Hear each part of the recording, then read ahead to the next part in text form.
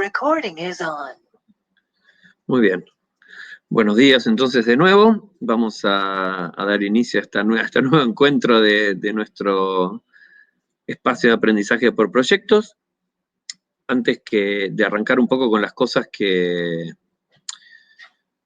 digamos, con lo que teníamos propuesto, ¿sí? Vamos a hablar un poco de, a ver dónde tenemos, del tema, ¿sí? Del tema, ahí les voy a compartir la pantalla.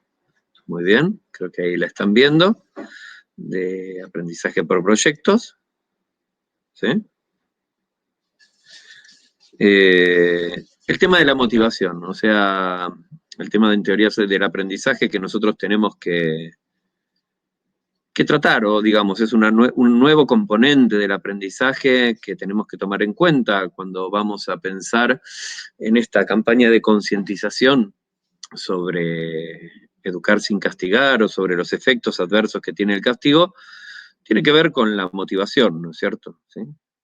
Creo que ustedes la pueden encontrar también en la página del Psicocampus, pero vamos a verla un poco por arriba para tratar de entender cómo la motivación es un efecto es un factor fundamental en el proceso de aprendizaje. O sea, si no hay motivación, no se activan un montón de componentes cognitivos que tienen que ver con la posibilidad de poder procesar activamente esa información y poder utilizarlo posteriormente, ¿sí? En realidad la definición es un poco la que encuentran ahí, o sea, es lo que nos anima a actuar, lo que nos empuja, lo que nos da la energía, nos dirige en determinada dirección y permite que nosotros nos mantengamos en algunas actividades. Generalmente tiene que ver con la satisfacción de cierto tipo de necesidades, ¿sí?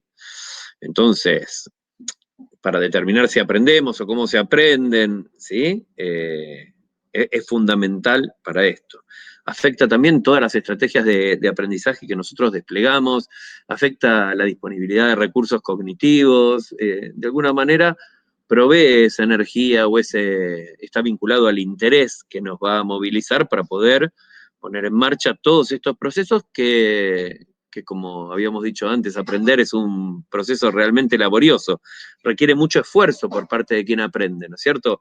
Utilizar un montón de recursos, produce hasta una sensación subjetiva de esfuerzo y de cansancio, entonces para poder compensar eso necesitamos motivación. A mayor nivel de motivación, se supone que los aprendizajes suelen ser mejores, y sin motivación prácticamente es imposible, ¿sí?, que se produzca un aprendizaje, a menos que sea terriblemente repetitivo, automático y obligatorio, ¿sí? Las personas que aprenden siempre están motivadas de alguna manera, ¿sí? Puede ser de diferentes formas. Entonces, lo que se dice no es si están motivados o no, sino cómo están motivados o cuál es la manera. Entonces, se habla de una motivación extrínseca cuando las fuentes de esta motivación están afuera del sujeto, ¿sí? Depende del refuerzo, o sea, de las cosas que nosotros podemos obtener al emitir determinado tipo de comportamiento o al aprender determinado tipo de información. Ahí da un ejemplo, hay muchos, básicamente es el del dinero, a cambio o, por ejemplo, una nota o una calificación, o la posibilidad de obtener una certificación cuando uno está estudiando. Es como bastante fácil el tema de la motivación extrínseca. La motivación intrínseca es interior, está dentro del sujeto. Es cuando a nosotros nos interesa personalmente, no por un refuerzo particular, sino porque la tarea, en definitiva, nos va a servir, o el conocimiento nos va a servir para resolver algún tipo de problema. O sea, la motivación está en la utilidad que nosotros le vamos a poder dar. Entonces, pues, hacemos las tareas por iniciativa propia, nos implicamos cognitivamente en la tarea. De alguna forma, este espacio de aprendizaje por proyectos genera una motivación intrínseca, porque como dijimos al principio, no hay ninguna ventaja para quien participa de este proyecto, sino que la ventaja es la posibilidad de poder aprender de una manera diferente, utilizando estas teorías para aplicarlas a un proyecto en particular. Y además se supone que la idea de generar un proyecto es la motivación, es un poco de motivación extrínseca, o sea, el producto que nosotros vamos a realizar puede ser como una motivación extrínseca, participar de ese producto, o inclusive podría ser un factor motivacional tanto extrínseco como intrínseco, ¿sí? Bien.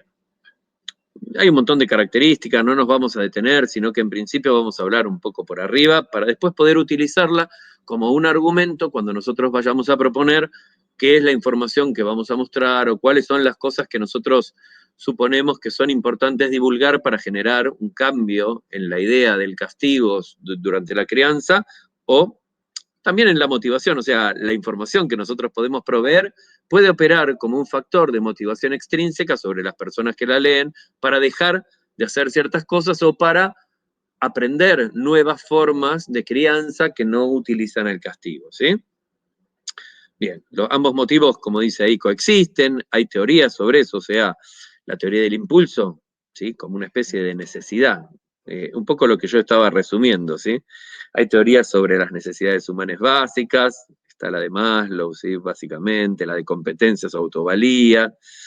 Tratamos de evitar el fracaso, digo, de una manera particular. Evitamos ponernos metas demasiado altas, abarcar demasiado, dilatar, reducir el esfuerzo, hacer trampas, tomar alcohol, drogas.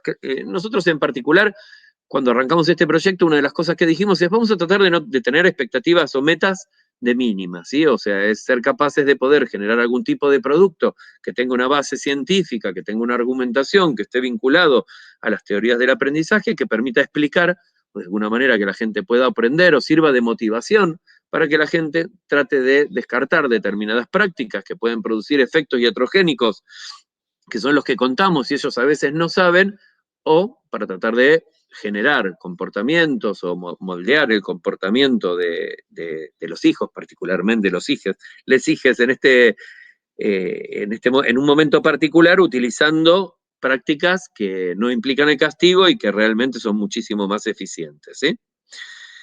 Bien, hay diferencias individuales en la motivación, no todos tenemos las mismas necesidades, por eso uno trata de buscar, cuando se trata en este tipo de campañas sobre castigo, ¿sí? Reforzadores que sean como de carácter universal, ¿sí?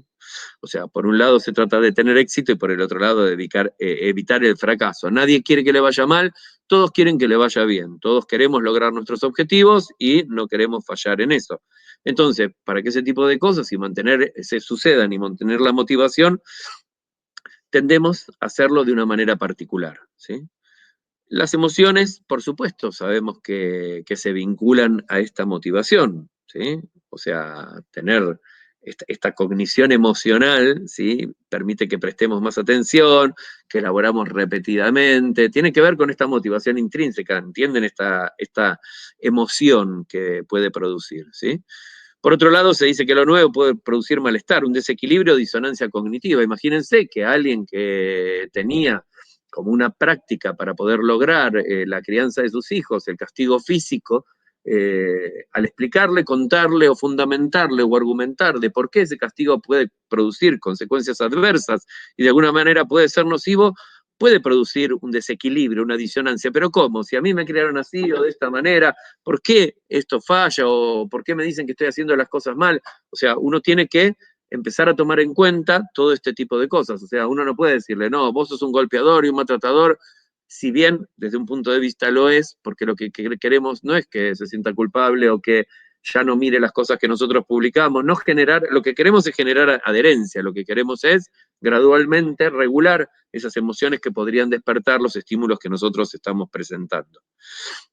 Hay una perspectiva cognitiva actual de la motivación, ¿sí? En función de estos factores cognitivos, donde habla del papel de la emoción, donde se explica o se provee información de por qué la memoria es dependiente del estado del ánimo, ¿no es cierto? O sea, sí ya sabemos que las personas que tienen un estado de ánimo más bien depresivo, ¿sí? O disfórico tienden a no poder activar estos procesos cognitivos o tienden a retener menos. Hay un montón de información, ¿sí?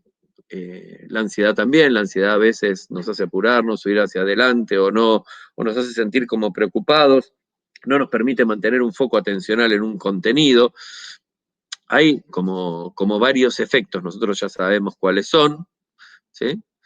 Bien, yo creo que en principio ahora vamos a hablar y vamos a ver si ustedes tienen algún tipo de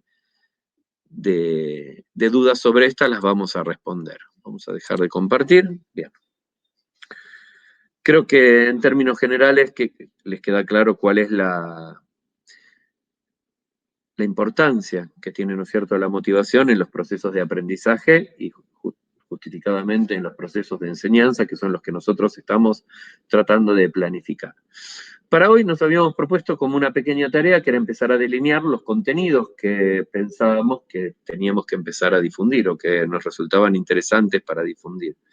Nos habíamos propuesto que cada uno de los participantes hiciera como una breve exposición de algunos que les parecían adecuados para poder empezar a generar un debate sobre qué nos parece y sobre todo, para tratar de decidir cómo las teorías del aprendizaje permiten soportar este tipo de afirmaciones, observaciones o ejemplos que nosotros quisiéramos informar. Entonces, le voy a ceder la palabra a quien quiera empezar de ustedes y proponer algún tipo de contenido en particular para empezar a trabajar. Recuerden que esto es un espacio de aprendizaje. ¿Qué quiere decir?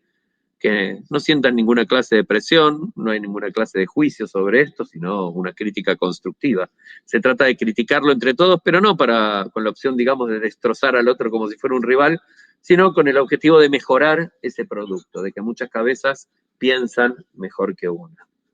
Entonces, ¿quién quiere empezar? A ver, les cedo la palabra. ¿Nadie se ofrece? ¿Alguien tiene algo hecho?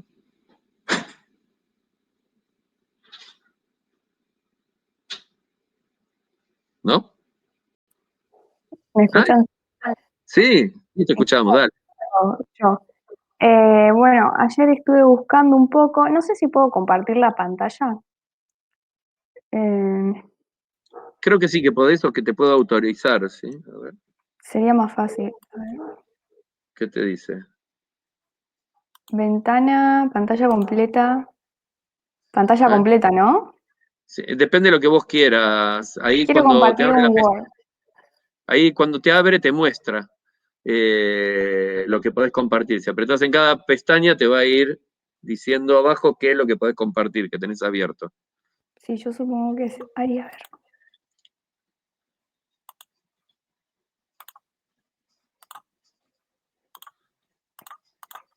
Ahí va. Ahí me ven, sí. Sí, ahí Ahí está. lo están viendo, hay Word. Sí, perfecto. Bien. Estuve como tratando a partir de lo que yo leí, del artículo que tuve que leer yo, como tratar de hacer una introducción, a ver cómo podríamos empezar con los contenidos. Y nada, salió esto, que es como muy general, ¿no? Pero me di cuenta que, nada, empezar con algo muy específico capaz que era un poco engorroso, ¿no? Porque tenemos que explicar muchos de los términos que están acá. Nada, no sé si lo llegan a leer. Nada, traté de buscar una definición del castigo que abrí un poco de los artículos que vos habías subido, profe, y nada, me llamó la atención que la mayoría no definía el castigo y estoy buscando en los derechos del niño y en general definían que era la violencia y no el castigo, así que saqué la definición de Wikipedia, que me pareció que estaba bastante bien, pero obvio se puede cambiar. Nada, expliqué un poco el castigo físico, que no era la única modalidad. Acá cité a ese artículo que yo leí, hablando del castigo psicológico y la privación de los objetos. Acá es esto lo que sigue. Lo expliqué así muy brevemente cuáles son esas dos modalidades. Y nada, lo traté como de poner en cuadraditos así por cómo están las publicaciones de Instagram, más o menos para darme cuenta cuánto era mucha información y cuánto era poca información, pero básicamente por eso. Acá puse que el castigo, bueno, no servía y las consecuencias, y a medida que estaba haciendo esto me di cuenta que podemos explayarnos mucho más en cada tema, y bueno, y acá puse un punteo de las cosas que se me iban ocurriendo, de posibles publicaciones, como para ir explicando más. Y nada, esta última de los dibujos animados es lo que vos habías dicho, profe, me acordé de que generalmente dicen que los dibujitos viejos eran mejores. Nada, pero se ven muchas escenas que se pegan con martillos y así, entonces nada, puse esto. Básicamente es eso lo que estuve mirando y haciendo. Muy bien. Yo creo que si vas hasta arriba al principio, en lo que tiene que ver con la definición, tal vez deberíamos abocarnos a buscar diferentes definiciones del castigo, porque esta definición de castigo para mí, particularmente, ¿sí? Es sanción o pena impuesta a una comunidad de individuos que causa molestias o padecimientos, ¿sí? En realidad a veces no es molestias o padecimientos, sino que a lo mejor no hace lo que uno quiere hacer, y eso no lo llamaríamos por ahí ni molestia ni padecimiento. Motivo por Bien. lo cual se ejecuta una acción que puede ser física o verbal, directa o indirecta, contra quien ha cometido una falta o delito. Creo que tampoco hablaríamos ni de faltas ni de delitos, sino que en realidad que un niño, por ejemplo, no haga lo que los padres están solicitando, yo creo que no sé si constituiría una falta o un delito. Me parece que podríamos empezar a buscar eh, diferentes definiciones de castigo, creo que las podríamos como recopilar y después podríamos decir, bueno, algunos lo entienden de esta manera u otros de esta forma, por ahí ponerles ejemplos, ¿sí? Tratar de buscar, no por ahí, digo, como estamos tratando de generar un proyecto de carácter académico, digo, hay mucha gente que considera que Wikipedia no es una fuente Sí, como sí. académica. Para mí es una fuente interesante siempre como punto de partida o para arrancar, y además porque probablemente esta definición de castigo que vos referenciás como de Wikipedia, dentro de Wikipedia está referenciada una referencia bibliográfica particular. A veces Sí, no, sí. a veces hay gente que edita un tema y le pone una definición, Wikipedia lo acepta, o sea, hay temas regulados y temas no regulados. Entonces, yo propondría que busquemos, ¿sí? Por ejemplo, en el libro de Swenson, que tiene un glosario, aparecen definiciones operativas, básicas o específicas para el castigo, ¿no es cierto? Entonces creo que estaría bueno definir qué es el castigo y después por ahí tener ejemplos de diferentes formas de castigo, o sea, qué cosas constituyen un castigo, también para que quien vaya a mirar o acercarse a este tipo de información pueda darse cuenta de que castigo no es solamente poner en penitencia a alguien o golpearlo, sino que hay otro tipo de acciones diferentes que también constituyen un castigo, ¿no es cierto? Como la privación o el del acceso a algún tipo de cosa o los permisos. Digo, hay muchas formas de castigar y estaría bueno utilizar ejemplos. Siempre como con una definición, o sea, a partir de una definición derivamos una serie de ejemplos. Creo que está bueno para arrancar. No sé qué piensan al respecto. ¿Dejo de compartir? No, déjalo porque Bien. estamos hablando sobre esto, ¿sí? Acá Ailén estaba hablando de la definición de Swenson, donde dice de situación en la cual Ah, se subordina la aparición de un hecho adverso a la emisión de una conducta específica. Sí, es como muy técnico, pero es más general. O sea, está diciendo que cuando aparece un determinado tipo de comportamiento, de conducta, aparece un hecho adverso. Eso me parece que es como más genérico, contempla todo tipo de situaciones, mucho más que la de Wikipedia por ahí, me sí, parece. sí. Sí, dudé mucho al poner esa definición, pero nada, fue la única que encontré. Encontraba muchas definiciones de castigo físico, pero no así de castigo en general, pero sí, me parece que está mucho más adecuada esa definición. Claro, además nosotros podemos hasta referenciarla, o sea, de acuerdo a Swenson, que era un importante teórico sobre las teorías del aprendizaje, ¿sí? Define el castigo, ¿sí? De una manera Sí, particular, o donde quiere decir que se subordina a un hecho adverso. Y ahí nosotros podemos decir también, bueno, un hecho adverso puede ser tanto como la presentación de un estímulo adverso o como retirar un reforzador positivo, ¿no es cierto? sí. Me parece que por ahí estaría mejor y permitiría una referenciación, ¿sí? Como más específica. Ahí Natalia nos dice que en el artículo de ella decía que se definía como la aplicación de un estímulo negativo para reducir o eliminar una conducta determinada. Es cierto, pero no es la única manera. O sea, puede ser retirar un reforzador positivo, también es una forma de castigo. Recuerdan el cuadro de contingencias, ese famoso que pone Swenson en el capítulo sobre el condicionamiento skinneriano. Sabemos que se define castigo como la presentación de un estímulo adverso o la eliminación de un reforzador positivo. O sea, si a vos te quitan algo que a vos te gusta, es muy común castigar, por ejemplo, para los padres, como suspender la utilización del teléfono celular. que es algo que genera muchísima motivación. Entonces, no hiciste tal cosa, listo, te saco el celular. O sea, no te estoy aplicando un estímulo negativo, sino que estoy retirando un estímulo que para otra persona es valiosa o le genera motivación. Creo que ahora también, en la medida en que vamos viendo diferentes teorías del aprendizaje, ya estamos en condiciones de complejizar un poco nuestras definiciones, de entender que las que da el conductismo se refieren solamente a procesos asociativos, pero ahora nosotros ya sabemos también que hay aprendizaje por observación, que también hay procesos cognitivos que intervienen, que también interviene la motivación. Digo, que muchas veces podemos conseguir que alguien haga algo con una promesa, o sea, no le damos nada, sino que le decimos, bueno, mirá, si hicieras tal cosa, tal vez hasta conseguirías tal otra, ¿no es cierto? Entonces, en ese caso no le estamos dando, lo único que le estamos dando es generándole una expectativa, que por lo tanto requiere de un proceso cognitivo para transformarse en una motivación. ¿Por qué? Porque me permitiría, creo que me permitiría, en función de lo que me dicen o lo que veo, si hiciera tal cosa, eso me permitiría obtener determinado tipo de beneficio, entonces lo voy a hacer porque lo quiero, lo necesito. O sea, uno empieza a entender cómo funciona la motivación y cómo el aprendizaje es mucho más que la mera presentación, ¿sí?, de reforzadores o de asociación, sino que es un proceso complejo y, como decíamos recién, no todos los estímulos pueden resultar igualmente motivadores para todas las personas. ¿Sí? Bien. Entonces, yo diría, está bueno, es necesario y es fundamental para nuestro proyecto que tengamos varias definiciones de castigo. Entonces yo diría que cada uno busque una o dos definiciones de castigo junto con la referencia bibliográfica.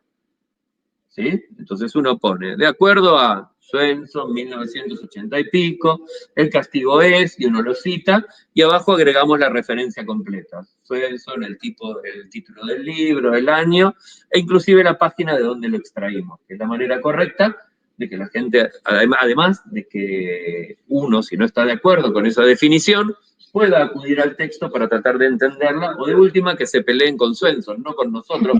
Nosotros no lo decimos, lo dijo Swenson, ¿sí? Bien, ahí Ailén nos dice que anotó uno de los archivos que subí yo, que le pareció que estaba bastante clara. ¿La tenés, Ailén, ahí a mano o está en algún lado? Sí, a ver si querés leerla Bueno, o contarla. abro el micrófono porque va a ser bastante más sencillo Dale, escribirlo. Sí, habla. Pero dice, el castigo hace referencia a un estímulo aversivo presentado contingentemente a una respuesta, cuyo efecto es la reducción en la futura probabilidad de dicha respuesta. Que es de Manuel Alonso, de la Universidad de Granada. Bien. Yo creo que esa definición tiene lo mismo, que ¿la podés repetir? Porque me... Sí, ahí voy. Dice, el castigo hace referencia a un estímulo aversivo presentado contingentemente a una respuesta, cuyo efecto es la reducción en la futura probabilidad de dicha respuesta. Bien.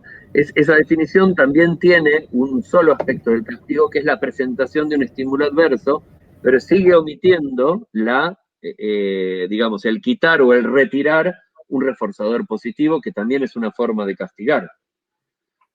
A veces la diferencia es muy sutil, ¿no es cierto? Porque imaginémonos que si una persona tiene algo que le gusta y yo se lo quito, es un castigo. Y que algo diferente es decir, mirá, tengo esto que vos querés, y te lo querés ganar, tenés que hacer tal cosa. Entonces, de alguna manera, voy a dar un reforzador positivo cuando aparezca un determinado comportamiento, ¿sí? Que es algo diferente. Entonces, es como decir, bueno, mirá, si vos estudiaste, hiciste todas las cosas que yo te pedí, tenés el celular. Entonces voy a dar un premio, que es diferente a decir, como no hiciste lo que yo esperaba, te lo saco. No es que lo retiro, es que solo lo doy como un reforzamiento. De ahí que luego los conductistas valorizan muchísimo o entienden, o inclusive Thorndike formula su ley del efecto truncado, en la cual elimina la parte del castigo y dice que solamente se aprende a través de la provisión de reforzadores positivos. Bien. Acá Rocío dice, nosotros no podríamos armar una definición tomando lo que nos parece importante de las definiciones que estamos leyendo. Así podemos agregar todas las variantes que nos parecen claves del castigo y no solo la aplicación de un estímulo negativo, que es lo que la mayoría dice. Yo creo que sí. Ahora, me parece importante que cuando nosotros pongamos nuestra definición, también citemos otras definiciones que citan otras personas, como para darle mayor valor o sustento, porque ninguno de nosotros es un campeón de este tipo de cosas. Digo, no tenemos a veces, uno tiene que pensar que muchas veces la motivación o la aceptación de determinado tipo de información depende casi de esta falacia de la autoridad. O sea, no, esto es verdad porque lo dijo tal. ¿No es cierto? Pasa comúnmente cuando la gente mira televisión, y entonces dice, no, sí, mirá lo que está pasando en tal lugar. Bueno, pero ¿cómo sabes eso? No, porque lo vi en TN. Bueno, ¿desde cuándo TN es la autoridad? Digo, no, güey, pero es un canal importante. O, no sé, mi abuela decía, una vez me dijo, se va a acabar el mundo. No, abuela, ¿cómo se va a acabar el mundo? Sí, se va a acabar, es cierto, yo lo vi en la televisión, como si que apareciera en la televisión era casi como que le daba un criterio de verdad. ¿Sí? Exacto. Ahí lo que dice Ailén es esto, podemos aclarar que nosotros armamos una definición. A veces es bueno, a veces armarla. Si buscamos lo suficiente vamos a encontrar definiciones. Lo que sí podemos hacer es aclarar algunos términos, ¿no es cierto?, de una definición, como para hacerla más accesible a la gente, para que no parezca tan técnica. ¿Sí? No hay ningún tipo de problema. Esto es una cuestión que nosotros tenemos que discutir. Yo creo que una cuestión importante cuando presentamos información es que esa información sea accesible fácilmente para cualquier tipo de target que nosotros tengamos, sea donde queramos llegar, o sea, que debería poder entenderla tanto un niño de edad, digamos, que sepa leer, como una persona que no tiene por ahí una formación. Por lo tanto, a veces también podemos pensar que hay gente analfabeta. Es poca, pero existe. Entonces también podemos generar mensajes por ahí grabados, de sonido, donde la contamos y la explicamos, o videos, o secuencias gráficas que lo explican sin tener estímulos verbales, ¿no es cierto? Que también resultan útiles para el público de menor edad. Como decía recién una compañera, los dibujitos animados viejos, el clásico al que hacía referencia, suele ser Tom y Jerry o El Correcaminos, donde siempre parece que la cosa, bueno, en los Simpsons siempre creo que se llaman Tommy Daly, donde hay como una sátira de esa clase de dibujos animados que provocaban mucha risa o resultaban un entretenimiento, porque parecía que lo interesante o lo gracioso era lastimarse mutuamente o castigarse mutuamente. ¿No? Me parece que esas cosas son importantes. Bien. Hay un capítulo sobre esto en Los Simpsons, dice Roxana. Hasta podemos buscar cuál es y cómo referenciarlo, ¿no es cierto? Está bueno esa idea de que nuestra información sea como multimedia en todo sentido, como que cuando ponemos una definición podamos decir, bueno, esto también lo podés ver, mirate tal capítulo y ya ponemos el link donde lo lleva, o también podés ver este video, o podés ver un ejemplo en estas películas. Creo que en vez de poner mucha información es mucho más interesante poner... perdón, que se escuche entrecortado. Voy a tratar de hablar más despacio. Sí, puede ser que está fluctuando mi conexión de internet.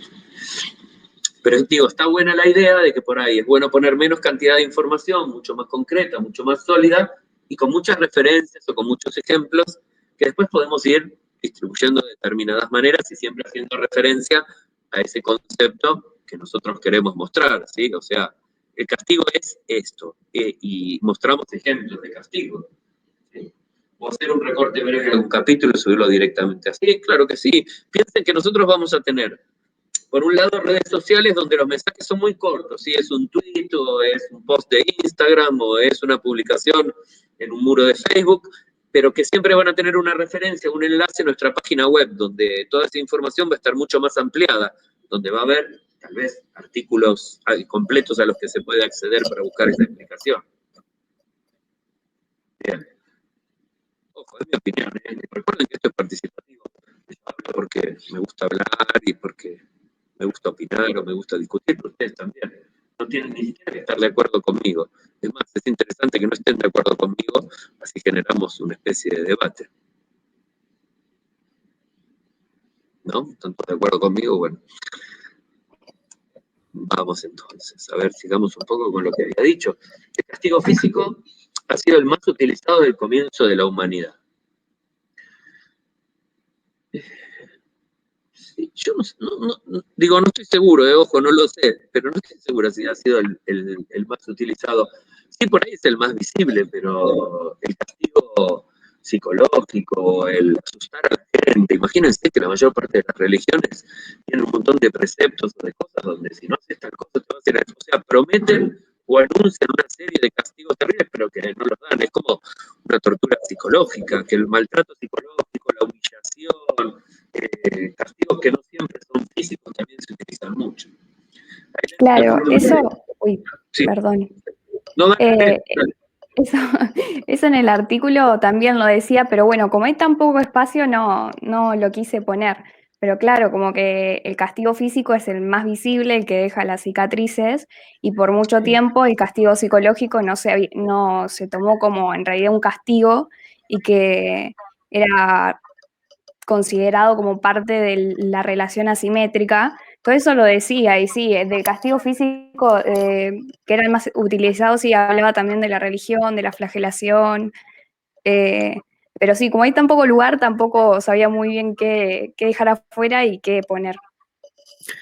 Bien, por eso es muy importante este espacio donde nosotros debatimos estas cosas para ver si realmente lo estamos poniendo. Entonces, yo no diría que el castigo físico ha sido el más utilizado del comienzo de la humanidad, sino que el castigo se ha utilizado frecuentemente desde el comienzo de la humanidad de diferentes maneras. Como decías recién, que está muy bueno, es como decir, siempre el castigo físico es el más visible o el que deja de alguna manera evidencias que se pueden observar o constatar perceptualmente, pero que hay otro tipo de castigos que no se pueden ver a simple vista, pero que también representan castigos y han sido utilizados desde también los inicios de la humanidad, creo yo, ¿no? O sea, Sí, sí, totalmente. esto nosotros tenemos que esforzarnos básicamente en la precisión, ¿sí? La idea es que seamos precisos, que seamos concretos, que ampliemos las cosas, que estemos convencidos que lo que decimos, ¿por qué lo podemos sustentar? ¿No es cierto? Yo hago como una especie de abogado del diablo, es como una manera de criticar las cosas para tratar de ver si nos conforman o no nos conforman. Muy bien. A ver, Ailén dice, en la opinión de esas madres, padres y cuidadores, a ver, se le acabo de dar una idea, ¿qué tiene que ver con eso? Podríamos hacer una encuesta sobre castigo, luego presentar información sobre lo poco eficaz o las consecuencias del mismo y después presentar de nuevo la encuesta como para ver si hay cambios. Yo creo que puede ser una idea, pero también es como un disparador, es como decir, una breve encuesta sobre qué consideran que es el castigo, qué clases de castigos se les ocurren. Después hacer una estadística donde uno dice, bueno, el 80% cita esto, y ahí nosotros sería como un disparador para decir, ojo, che, acuérdense que esto también es castigo y que cómo mostrar cómo una porción de la gente que no es representativa de todo el mundo, sino que es las personas que responden a nuestra encuesta, piensan que eso solo es castigo y se olvidan a veces que hay otras formas más sutiles de castigar que también son malas. Me parece que está bueno. Creo que una encuesta es como un trabajo interesante que podríamos plantearnos. Bien. Vamos a seguir charlando un poco sobre esto que nos está compartiendo para hacerlo. Según Guerrero Rojas, el 46% de los padres dice que no recurre al castigo físico. Acá deberíamos poder contextualizarlo. Guerrero Rojas, ¿de dónde toma este dato? O sea, el 46% de cuáles padres? ¿De los padres de Colombia o de...? Sí, es una ciudad ahora me olvidé, pero creo que es de Bolivia. Bien. ¿Por qué? Porque también hay como diferencias idiosincráticas y culturales, ¿no es cierto? Hay lugares donde el castigo físico es casi como una obligación o la única manera que tienen, y hay otros lugares donde el castigo físico, digamos, ya no se permite o ya no se acepta socialmente.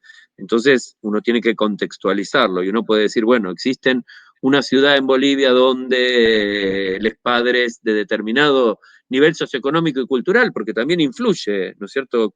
O podría influir, no tengo un dato para poder aseverarlo, pero se me ocurre que ciertas condiciones culturales, sociales, económicas, también condicionan la diferencia del castigo físico del castigo de otro tipo de forma, ¿cierto? Sí, en psicología del desarrollo había un texto que decía que no eran las clases más bajas más violentas, sino que en las clases más altas generalmente no recurrían, por ejemplo, a hospitales o a servicios públicos y no se tenía un número exacto o se tiende como a encerrar más y esa información no contársela a sus alrededores, entonces no se hace tan visible. Sí, además imagínense esto, imagínense que a uno le preguntan, ¿usted castiga físicamente a sus hijos? No, decir, no, no, yo no, jamás les pego, qué sé yo, digo, confesar públicamente o aceptar que uno le propina castigo físico a sus hijos, hoy en día es una actitud altamente condenable. Entonces hay un sesgo de ¿cómo se llama? Tiene un nombre particular, es un sesgo de querer caerle bien a los demás o de mostrar determinado tipo de respuestas que es lo que quieren escuchar, pero no es lo que yo hago. A ver, ¿cómo yo voy a reconocer públicamente en una encuesta organizada por la universidad que los fajo sí a mis hijas? Sería un horror. Entonces, la confiabilidad. Ahora, si lo miramos del otro lado, es decir, a pesar de este sesgo, ¿no es cierto? Aún todavía hay un 54% de padres que hoy en día dicen que sí recurren al castigo físico. O sea, yo no sé si confiaría en ese 46% que dice que no, pero en el 54% que dice que sí, sí les creería. Entonces, como decir, Claro. más de la mitad de los padres está aceptando que recurre al castigo físico, lo cual suena como, wow, ¿cuánto que es, no es cierto? Sin embargo, dice, sin embargo, las modalidades más frecuentes hoy en día, digo, si el 54% recurre al castigo físico, la modalidad más frecuente es el castigo físico. Por ahí no Quizás el siempre. 46%, ahora no tengo acá el artículo, capaz que el 46%, si mal no lo recuerdo, era como, porque tenía una escala de Likert, y Sí, capaz que estaba muy de acuerdo, y no sé cuál era eh, ese valor que se eligió, pero sí, ahí también tendría que redactarlo de nuevo y ponerlo como más explícito, porque si no se dejan muchas cosas atrás y que pueden generar confusión. exacto. Eso está bueno. Ahí pregunta a Ailén si te acordás el nombre del artículo, porque podía Eh, buscarlo. sí, Sí, igualmente, digo, aprovechemos este espacio, después lo podemos buscar sí, y después lo pensar. pongo. Creo que este es un momento interesante por ahí para que nosotros podamos empezar a ver cómo debemos poner la información, cómo debemos citarla y qué cosas por ahí son cuestionables. Digo, las preguntas que yo hago son preguntas que cualquiera nos podría hacer a nosotros Sí. y que sería bueno poder anticiparlas para ya darle esa fundamentación. Uno podría decir, sin embargo, las modalidades más frecuentes hoy en día. ¿Más frecuentes a dónde? ¿Más frecuentes según quién? ¿Más frecuentes por qué más frecuentes? Porque a lo mejor hay una encuesta que pregunta, bueno, pero frecuentemente, ¿cómo lo hacemos o de qué manera lo hacemos? ¿Sí? Uno podría decir, bueno, en determinados contextos o de acuerdo a fulano o a mengano, en determinados lugares, parecería, digo, hoy en día, en los países desarrollados o en vías de desarrollo, digamos, donde hay un nivel mayor por ahí de políticas públicas o de campañas de difusión, parecería que, que la modalidad más frecuente tendería a no ser el castigo físico, sino otros, por ahí en función de esto, ¿no es cierto? El castigo psicológico y la privación de objetos y situaciones reforzantes. Acá yo creo que estaría bueno, también además de tener una definición de castigo general, tener una definición de castigo físico o castigo no físico o castigo psicológico, ¿sí? Como una especie de tenemos diferentes modalidades de castigo, sería como contar un poco en qué consiste o definir en qué consisten los diferentes tipos de castigo y poner algunos ejemplitos de, bueno, che, esto también es una especie de castigo, ¿por qué? Y porque representa un estímulo adverso o la retirada de un reforzador positivo, que es justamente esta, es la privación de objetos y situaciones reforzantes. ¿Sí? Las También definiciones, por ejemplo, una pregunta. sí, Eh, ¿las pondríamos poner en esta misma publicación o en otra? Porque para mí poner tanta información en una misma publicación es demasiado. Yo creo que sí, coincido con vos, me parece que no todo debe ir junto. Pero sí podemos tener como una secuencia, ¿no es cierto? Donde un primer Sí. post habla de la definición del castigo, al día siguiente ponemos otro post. Es como generar como una especie de telenovela por capítulos donde la gente nos va leyendo Claro. y al día siguiente le contamos una cosa nueva y de alguna forma vamos manteniendo la atención. Y que por otro lado uno podría encontrarlas todas completas en la página web donde sí tenemos espacio para explayarnos o para poner cosas enteras. Digo, el objetivo Entiendo. básico de las redes es atraer la atención de quien está viéndolo o asistiendo y tratar de que pregunte, de que consulte, de que busque más información que le estamos proveyendo a través de otros canales. Digo, la red social sirve para formar como con pequeñas gotas o con pequeñas cuestiones, pero a su vez también ofrecemos una cosa mucho más amplia, con ejemplos, con películas, con teorías, con cosas que va a estar alojado en un lugar donde ellos pueden ir y buscarlo. Me parece, ¿no? Sí, sí, coincido, porque si no es demasiado y las redes sociales se caracterizan por muy pocas palabras. Sí, sí, siempre al final de cada post o cada publicación o cada tweet que hagamos, siempre vamos a poner el enlace a nuestra página web, ¿sí? Sí. Como para que la gente pueda hacer clic y vayan directamente al lugar donde van a encontrar un montón. Va a haber pestañas donde ejemplos sobre el castigo, qué es el castigo. Digo, podemos agregarle las secciones que a nosotros nos parezcan que son interesantes.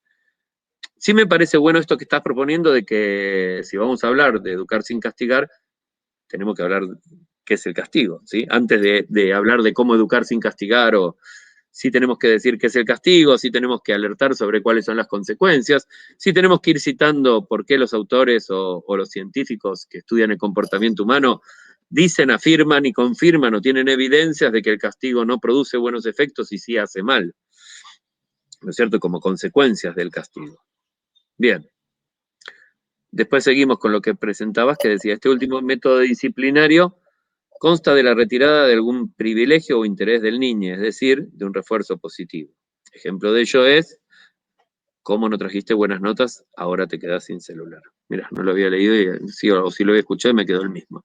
Porque es un clásico, además, sacarle el Sí, celular a un sí. niño es como, y es casi como un acto de maldad que a veces no tiene nada que ver con el objetivo de enseñar algo, porque nuestro objetivo no es castigar, nuestro objetivo es tratar de que otra persona haga lo que nosotros consideramos que está bien o que es correcto, que también es cuestionable, porque ¿quién soy yo para decidir que esto es correcto? Bueno, pero si está delegada en mí la educación de mis propios hijos, debería tener un criterio, ¿no es cierto?, sobre qué es lo que considero bueno y qué es lo que considero malo, y por lo tanto educar significa tratar de enseñar determinados tipos de valores. La pregunta es cómo hago para enseñárselos.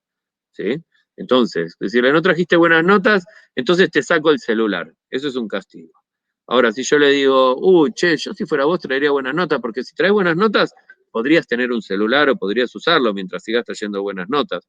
Entonces él, o ella, o quien sea, va a tratar de traer buenas notas porque le interesa. O sea, lo que estamos es, de alguna manera, facilitando o tratando de mejorar la motivación, ¿sí? Bien. A ver, ¿querés subirla un poquito para que podamos ver lo que tenías a continuación en los cuadritos de más abajo? Ahí está. Por otro lado, el castigo psicológico se caracteriza por situaciones de humillación, discriminación, descalificación, sometimiento de su voluntad, subordinación en cuanto a su dignidad, autoestima e integridad física y moral.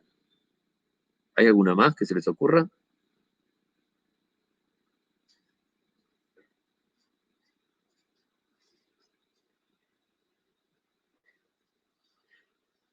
Dentro de estas, ¿no es cierto? A mí se me ocurre una que es el destrato, o sea, ignorar a alguien, es una forma de castigo. Humillarlo, discriminarlo, descalificarlo.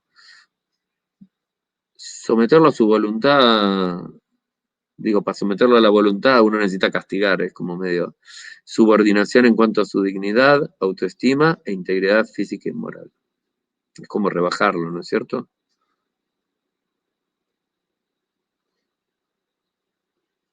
¿Opinan algo o no? ¿No?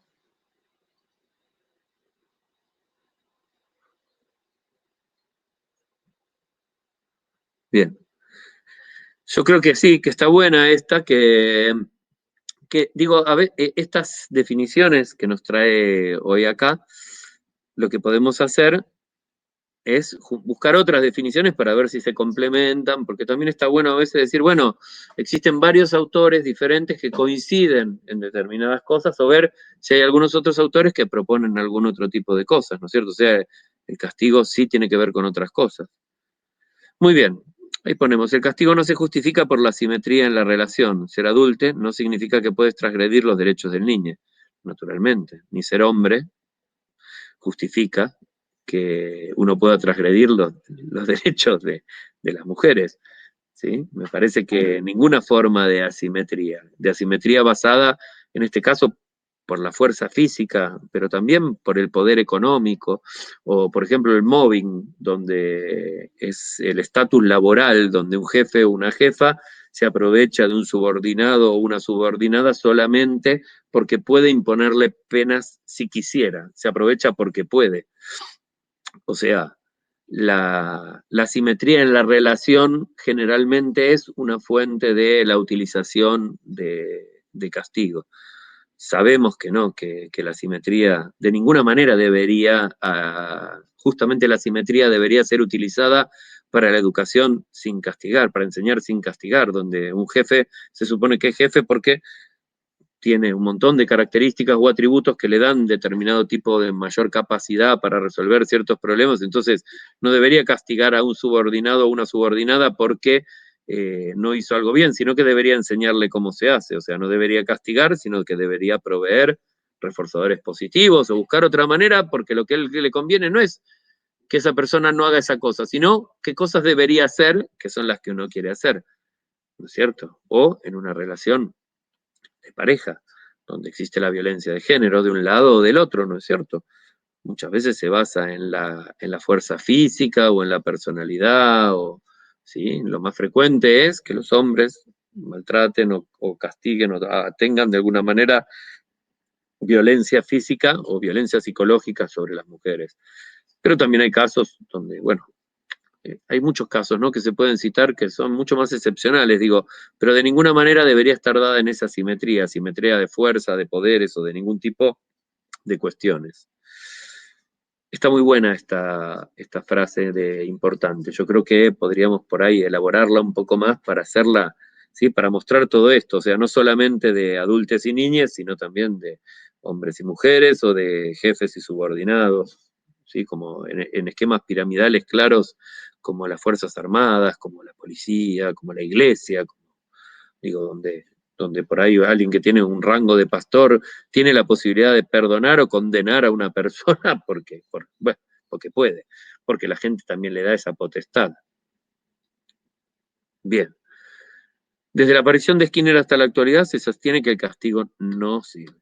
No es desde la aparición de Skinner, digo, Skinner formuló un montón de teoría y de procedimientos para castigar, o sea, y al principio sí decía que servía, también Sondike, ¿sí?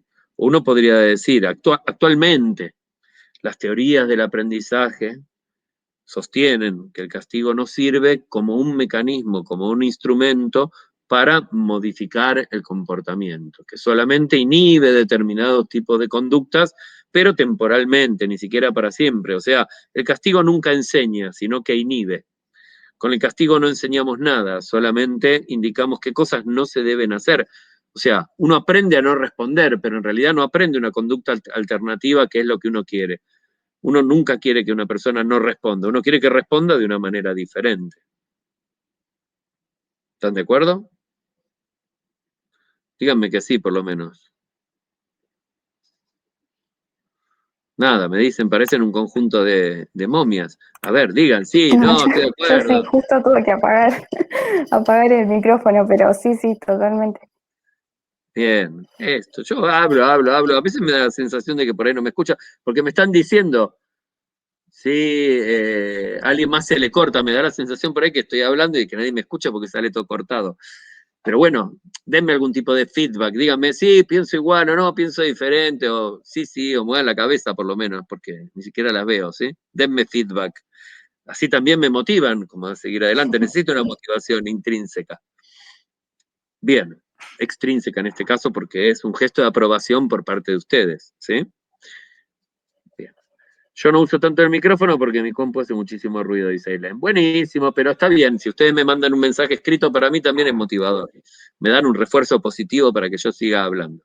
Pero también pueden hablar ustedes, ¿sí? Creo que importante de esto es que sea también colaborativo. Digo, en el proceso de producción no hay duda de que vamos a ser colaborativos. En el de la crítica, qué sé yo critico, tal vez porque tengo más experiencia o más conocimientos, hace 30 años que me dedico a las teorías del aprendizaje, entonces hay un montón de cosas que por ahí las podemos adelantar o criticar o poner. Digo, no perdamos de vista nunca que este es un espacio que nos sirve a nosotros para aprender. O sea, que estamos utilizando nuestro proyecto de Educar sin Castigar como una forma de entender las teorías del aprendizaje y de entender cómo se hacen las cosas desde un punto de vista, también vamos a llamarlo científico, sin darle por eso que parezca un estatus casi sacro de las cosas.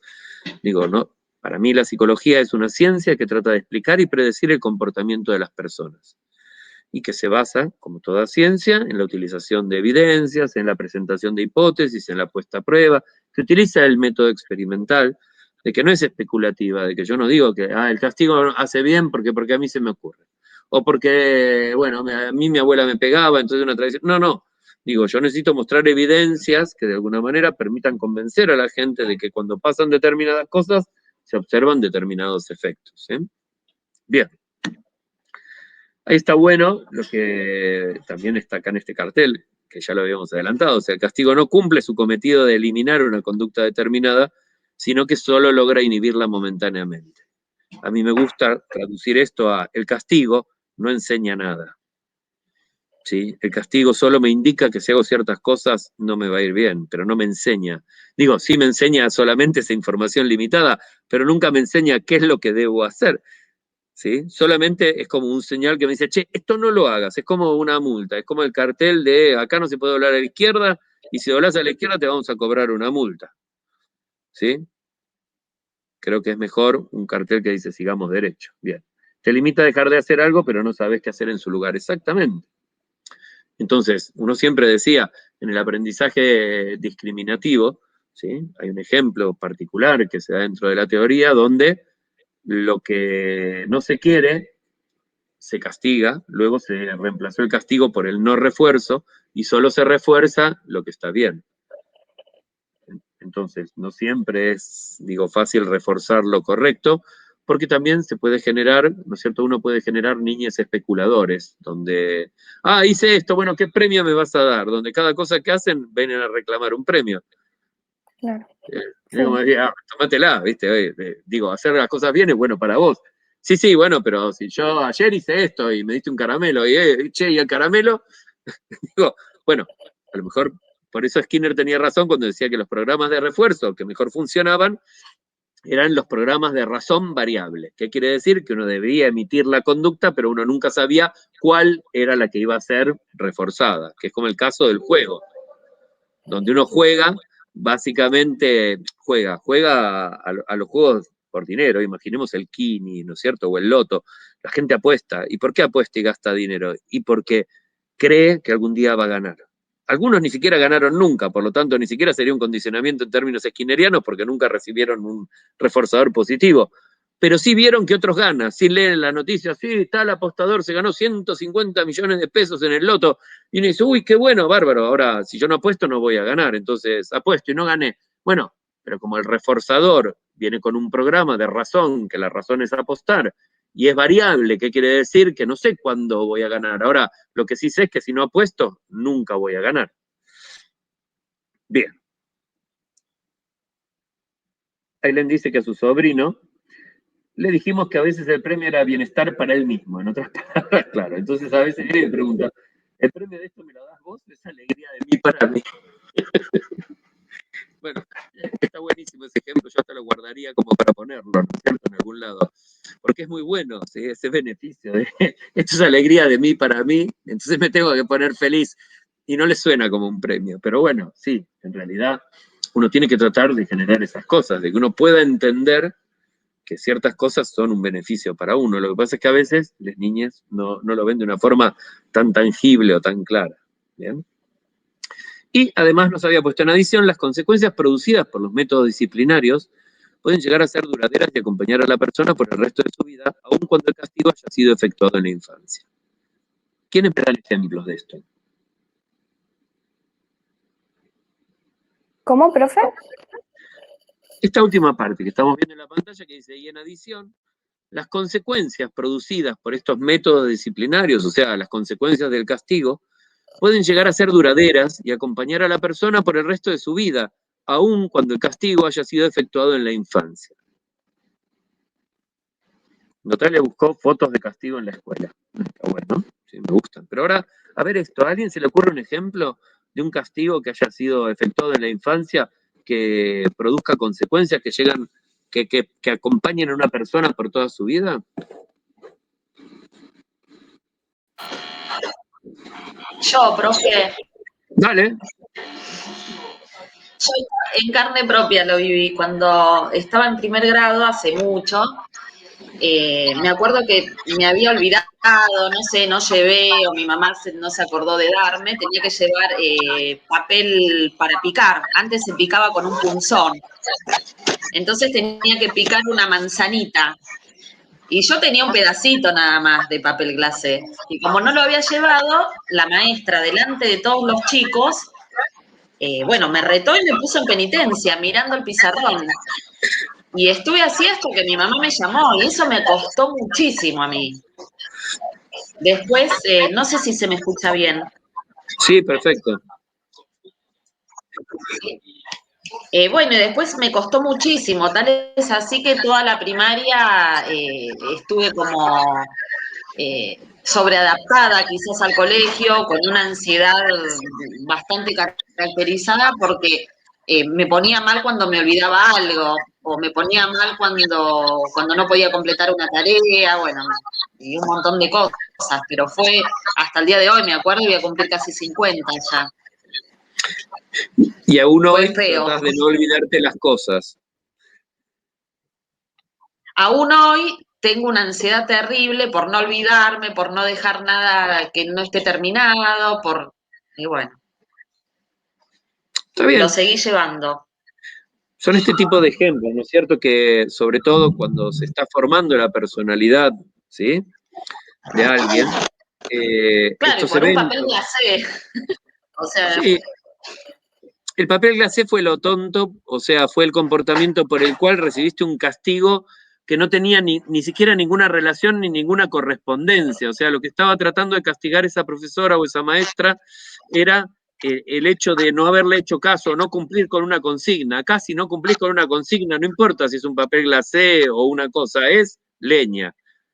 ¿Sí? Entonces, a uno le queda como esa cosa general. ¿Por qué? Porque uno no lo asocia al papel glacé, sino que vos lo generalizaste a la situación a una situación mucho más global y general que tiene que ver con qué es, que si uno se olvida o uno no cumple con las reglas, uno la liga. Y que una de estas reglas era particularmente la que vos...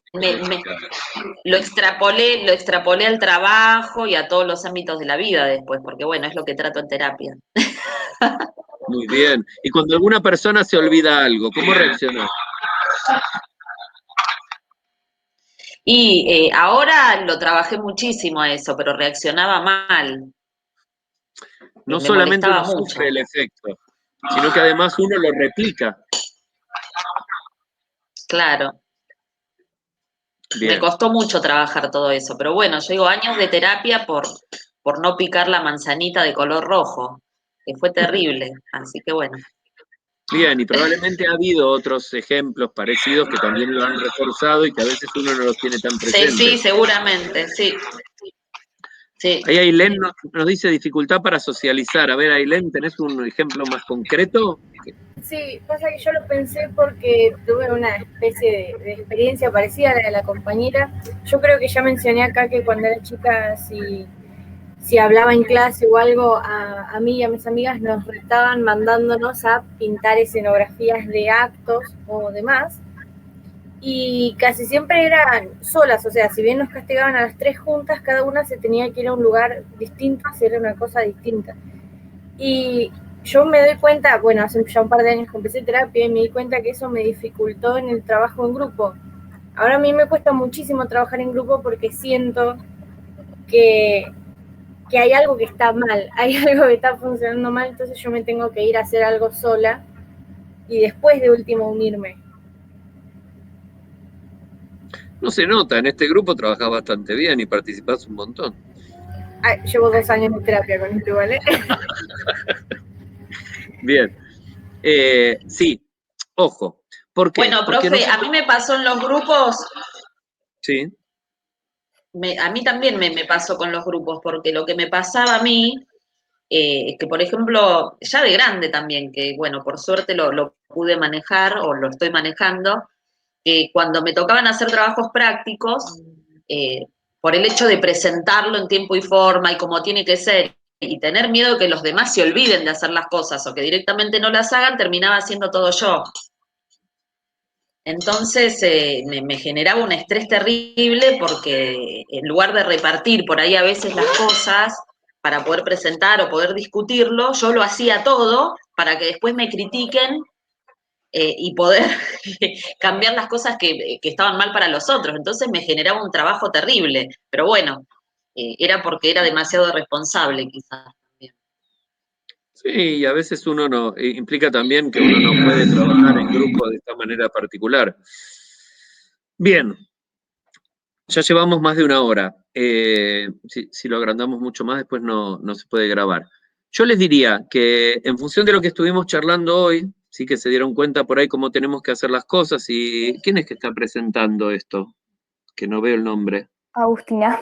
Agustina. Lo que hizo Agustina está re bueno porque en función de esto que ya trae, es mucho más fácil trabajar, para poder discutirlo juntos, para poder ir aprendiendo, para ver cuál es la manera. Entonces yo les pediría que para la semana que viene busquen cada una, o cada uno de nosotros, busque ejemplos o busque estas frases o afinemos un poco la búsqueda para ir construyendo este contenido. Va a ser un contenido que nos va a llevar a construirlo, porque a medida que lo vemos le vamos encontrando un montón de cuestiones que podríamos mejorar, que no son defectos. Digo, si hoy no hubiera presentado esto, no tendríamos nada sobre lo cual haber trabajado.